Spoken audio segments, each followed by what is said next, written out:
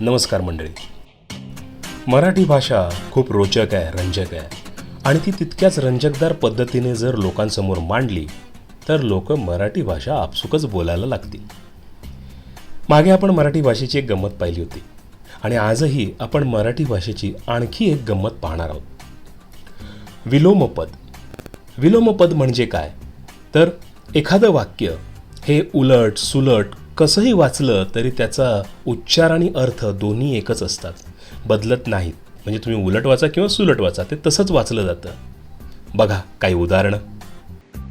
हाच तो चहा, टेप आणा आपटे, मराठी राम, चिमा काय कामाची,